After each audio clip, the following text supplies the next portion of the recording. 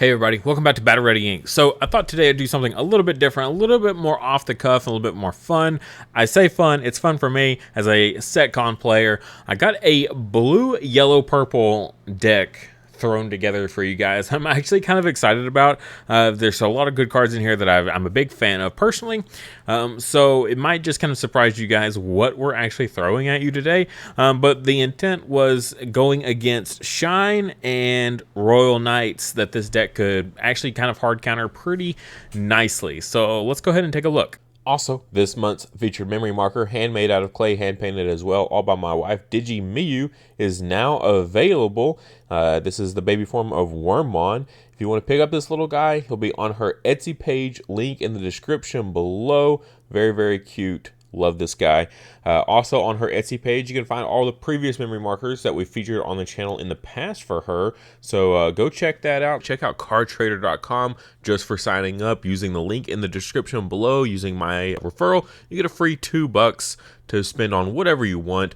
Also, they have a really cool shipment thing where every card you buy, that all of it goes to the warehouse at once, and then you pay for a single shipping cost to you. So you cut down on those bulk orders that you put in. You only have to pay a single shipping cost. So it's super cool, very, very efficient a way that Card Trader works. So yeah, go check them out. Very, very cool website. All right, as always, I got the whole deck profile pulled up for you guys so you can kind of follow along, see what we're working with. And already right off the bat, I know a lot of people are like, what in the heck? If you don't like my video style, you don't have to watch. You can just avoid my content and not come here. You don't have to put negative comments. You don't have to put all the dislikes. I'm just saying, if you don't like my content, you don't have to watch. And then today's deck is definitely one of those that is a head scratcher and definitely something that you would not probably see elsewhere. But I thought it was kind of interesting. One of my local players and good friends, Sebastian, every format, he's like, can I play Hexablaumon and Azulon again? Because he got really into it during Blue Hybrid format. And in every format, I got to tell him, no, those cards are terrible. Don't play those. And true to fashion, again, he's like, hey, can I play Hexablaumon? I feel like that's pretty good right now. And I had to stop and pause.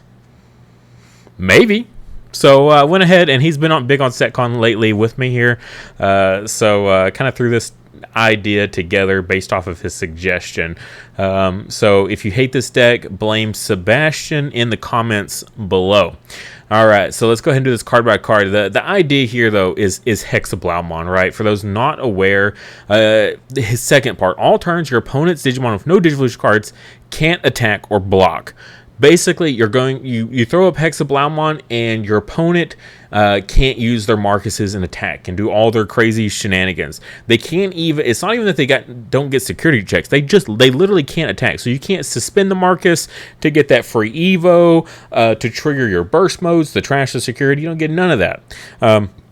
As well as against Royal Knights when they have their field full of stuff. If you can stick Hexablaumon and keep it on field, not necessarily easy against Royal Knights at all times, but depending on what they have available, they might have to wait until they get the out in the sources before they can out the Hexablaumon. So yeah, just you basically turn off Royal Knights as well with Hexablaumon. Also, I've been talking about Sorai a whole bunch in all my blue profiles, and it of course will come true to form here. Main trash the top 4 Digivolution cards of one of your opponent's Digimon. Until the end of your opponent's turn, your opponent's Digimon with no Digivolution cards can't attack. So again, you can play this even against an empty field, like your opponent has nothing. You can play Sorai, and you're just going to stop them. You know the big turn. They've got their level 5 in raising area and their Marcus on field. They're just ready to pop off next turn. Just play Sorai and then shut down their whole turn for what they want to do. So really, really powerful card against both of those decks. So that was kind of like the idea, was to work these two in the deck and how we could build a deck that would go well with this strategy. So my thoughts is that SetCon, I think SetCon's going to really enjoy this sort of strategy worked into it. I didn't want to go with a hybrid based deck just because Black War is in heavy play right now and really eats hybrid decks for lunch, so did not want to go the hybrid route. So here we are with SetCon. First up, we got Viximon, so we changed it up since we do, in theory, want to Evo up into a stack, and this isn't going to be just Salamon on top of Upamon, swing at 3 or less, draw 1, recover. We're not really doing that, so Viximon here, once per turn, when you use an option card with a cost of 2 or more, draw 1. This is usually the backup staple baby for most SetCon decks, and so we're actually going to make it the main baby for this one. For our rookies, I do have the 3 Salamons here for that on deletion recover 1 if you have 3 or fewer. Always a good staple for SetCon decks.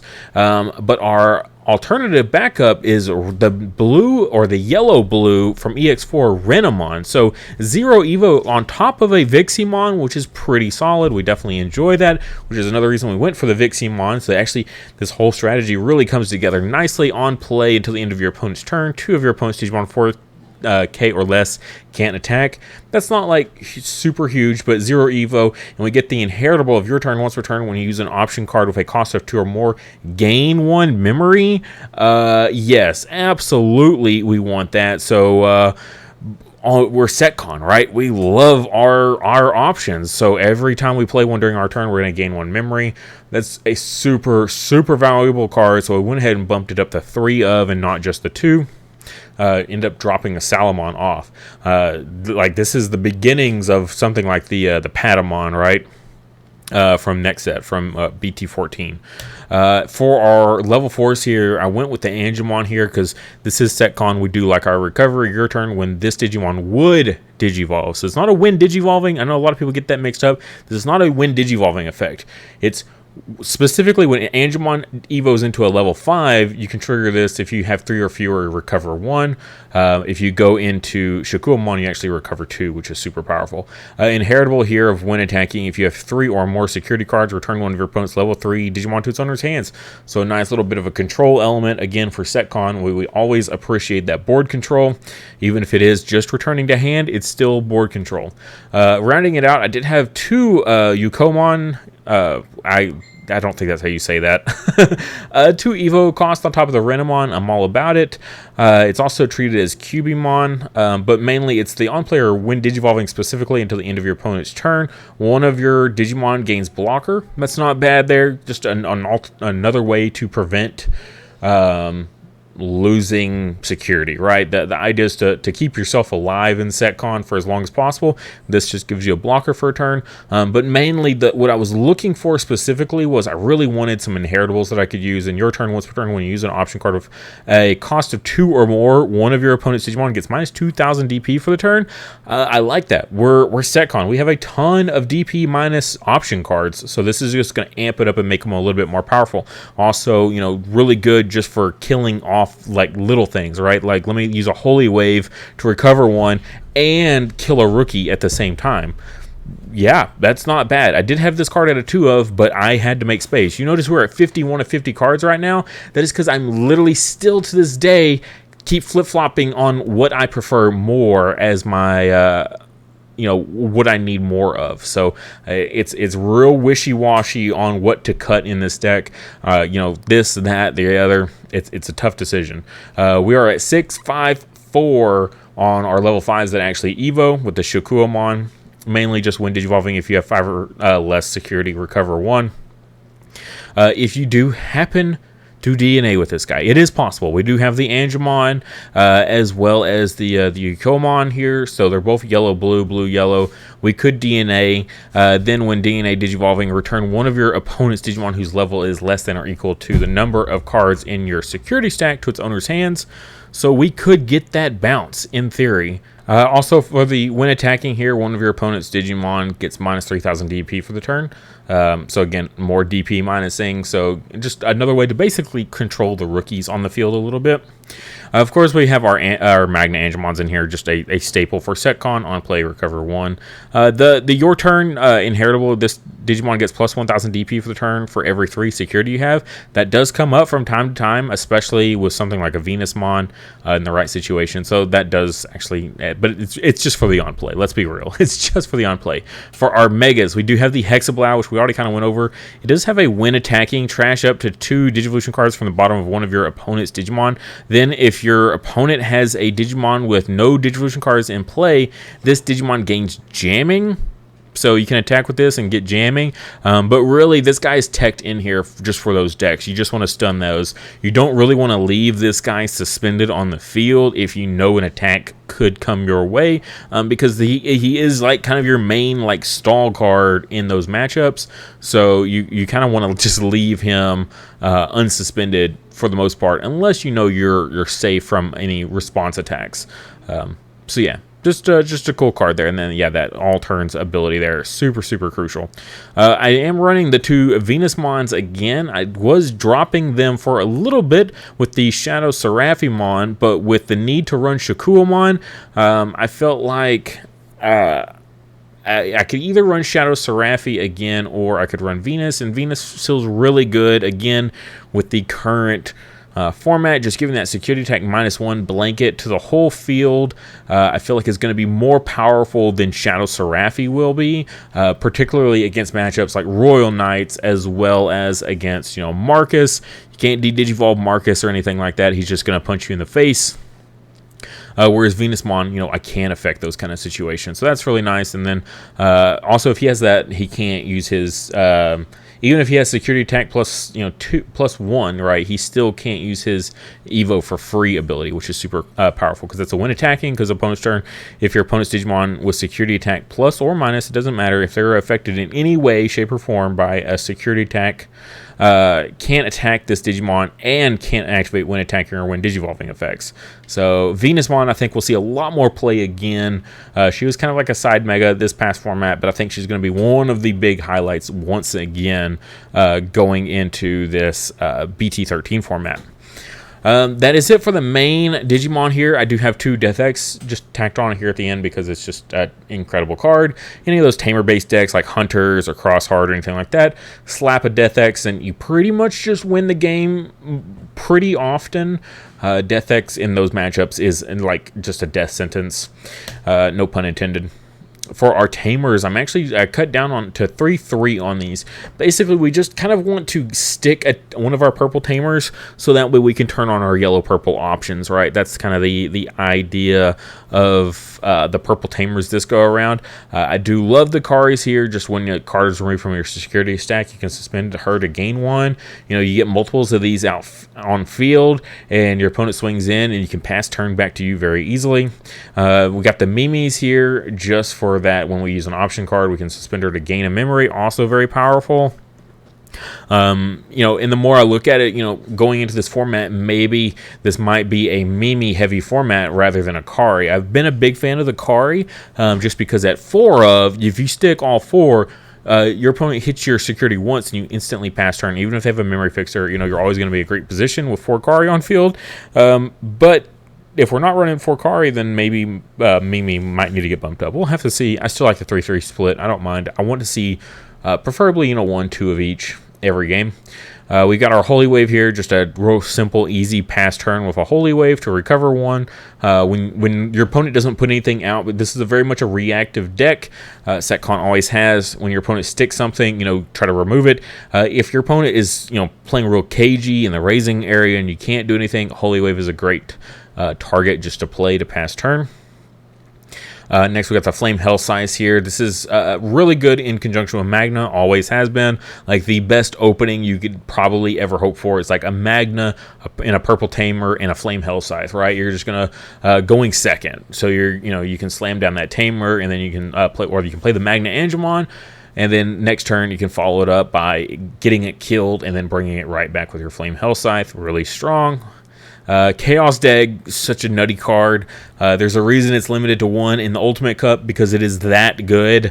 It dodges all those deletion, prevention effects, deletion, return to hand, return to deck, all that stuff. It just completely ignores it. There are cards do exist now, more and more here recently.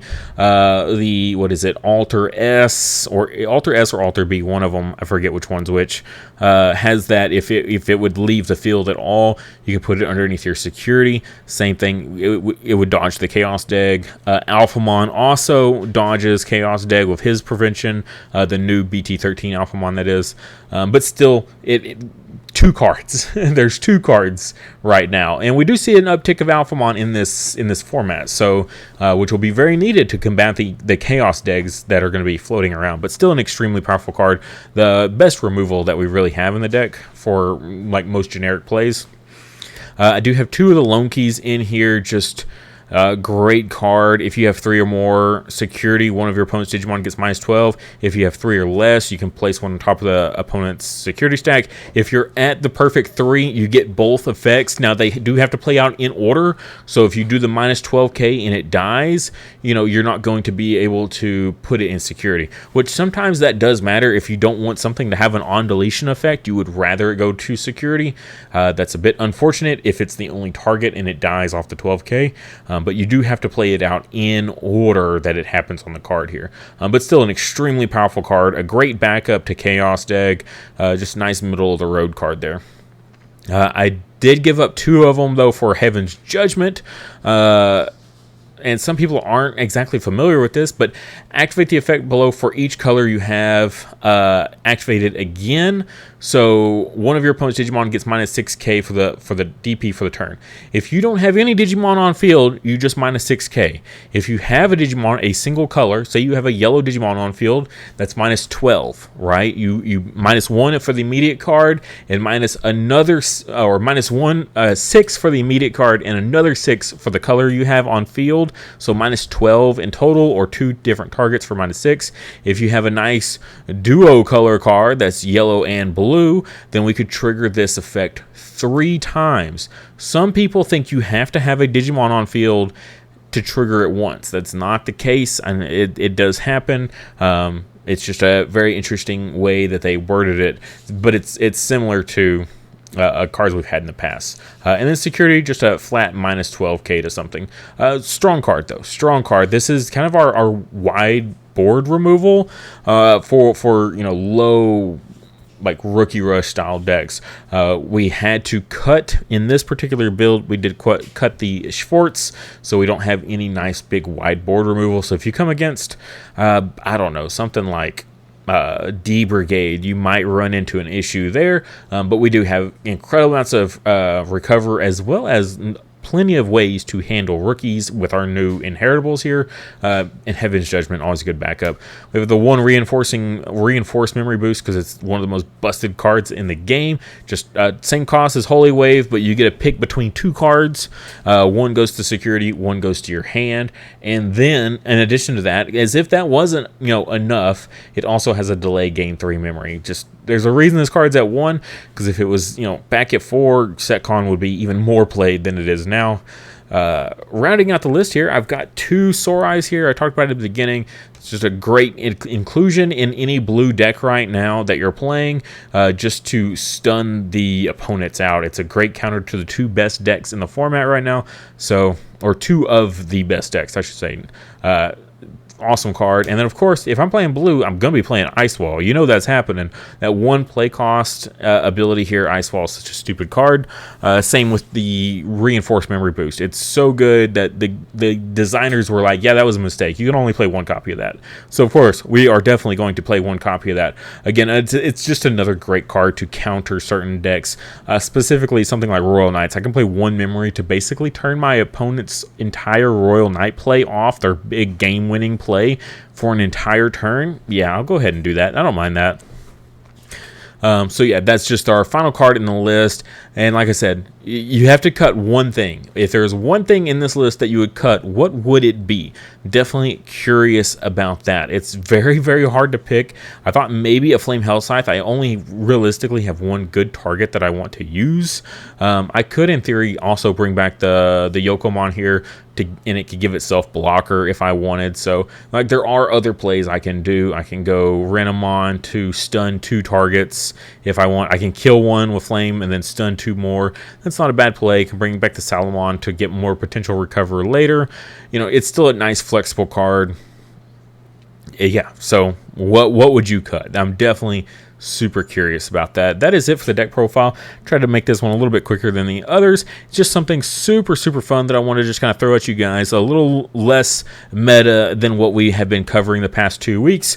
It is still SetCon. It's still, I mean, SetCon's always meta, but I felt like this list is a little bit more cheeky. So hopefully you guys enjoyed this. If you made it this far in the video, please like if you haven't already. And if you made it this far in the video and you haven't already subscribed to the channel, please do so. If you listen to me talk for 20-30 minutes in one shot and you're not subscribed to the channel, like, I don't know what you're thinking, but definitely subscribe so you can watch more and listen to me some more.